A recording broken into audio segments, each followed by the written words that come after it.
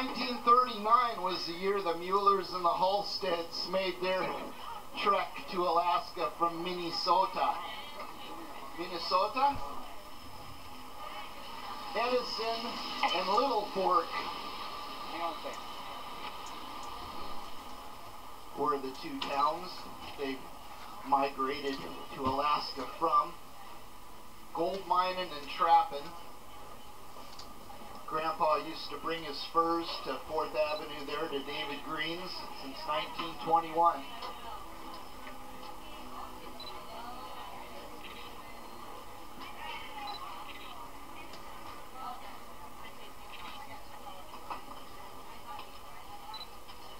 Gotta get dressed for this upcoming weather here.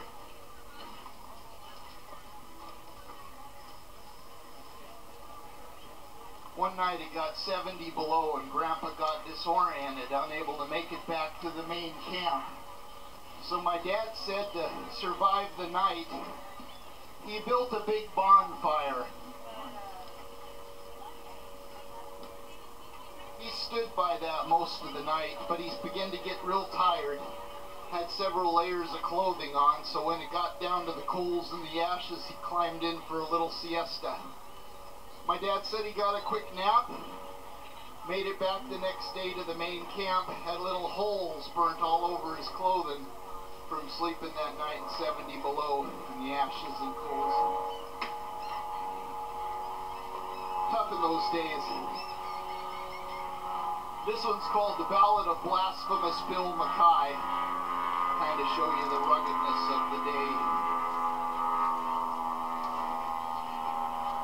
I took a contract to bury the body of old Blasphemous McKie, whenever, wherever, or whatsoever the manner of death he die, whether he die by the light of day or under the peaked-face moon, in cabin, dance hall, camp, or dive, in mucklucks or patent shoon, on velvet tundra, verge and peak by glacier drift or draw, in muskeg hollow or canyon gloom by avalanche fang or claw, by battle, murder, sudden wealth, by pestilence, hooch or lead. I swore on the book I'd follow and look till I found my tombless dead. 'Cause Bill is a dainty kind of cuss, you see, and his mind is mighty soft on a dinky patch of flowers and grass on some civilized boneyard lot. And where he died or how he died, that didn't matter a damn, so long as he had a grave with frills and a tombstone epigram. So I promised him, and he paid the price in good Alaska coin, same which I blowed in that very night down in the Tenderloin. Then I painted a 3-foot slab of pine. Here lies poor Bill McKie. I hung her up on my cabin wall, and I waited for Bill to die.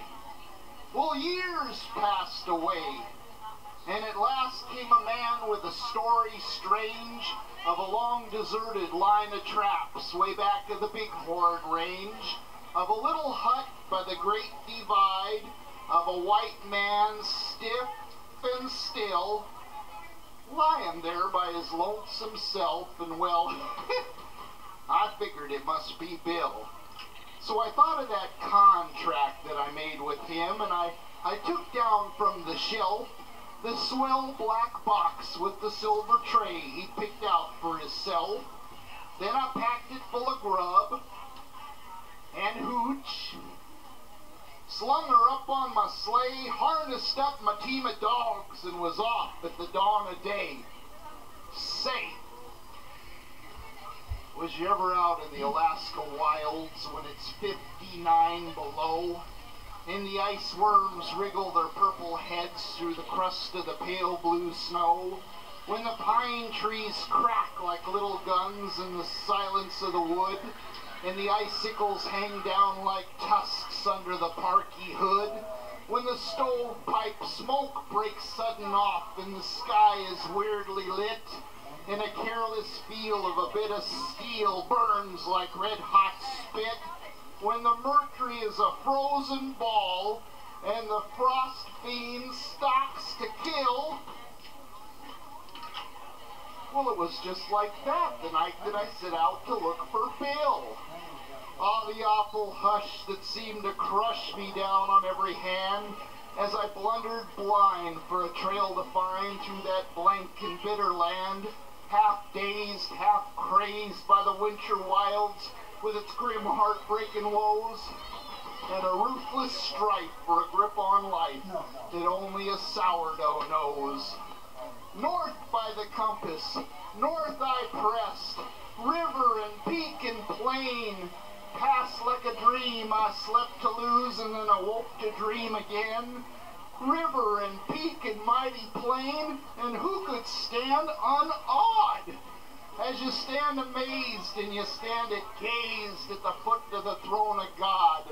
North I through the land accursed, shunned by the scouring brutes. All I heard was my own harsh word and the whine of the malamutes. Till at last I came to a cabin squat that was built in the side of the hill. I burst in the door. There on the floor, frozen to death, lay Bill. Ice. White ice like a winding sheet sheathed each smoke-grimed wall.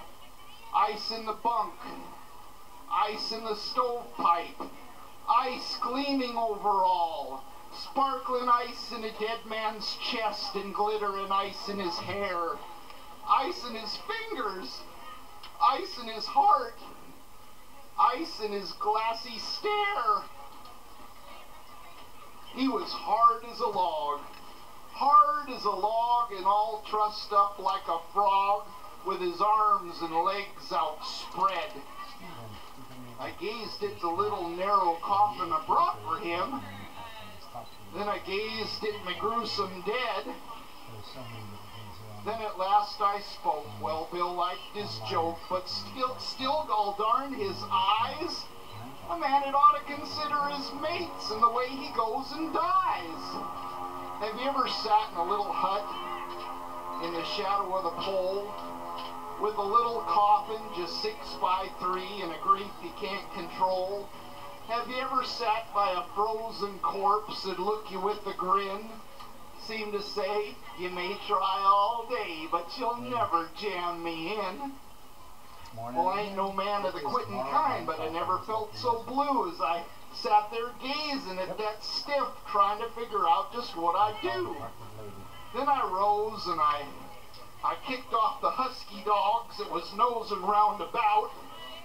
I lit me a roaring fire in the stove, and I started to thaw Bill out.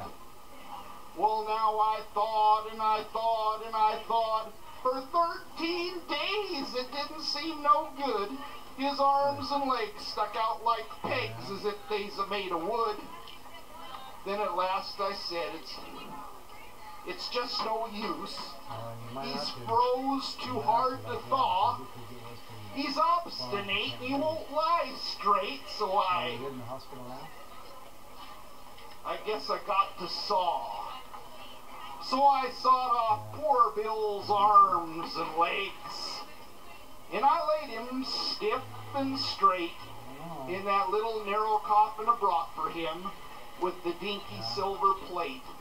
And I came nigh near to shedding a tear as I nailed him safely down, packed him away in my Alaska sleigh, and I headed back for town.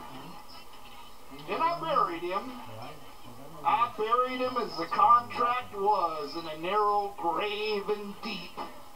And there he's waiting to grave clean up where the judgment's loose head sweep. And as I sit and smoke my pipe and meditate in the land of the midnight sun, say, hey, often wonder what they was, them awful things I'd done. And as I sit, the parson talks, expounding of the law, I often think of poor old Bill and how hard he was to saw. The Ballad of Blasphemous Bill McKie by Robert W. Service. Thank you. That one's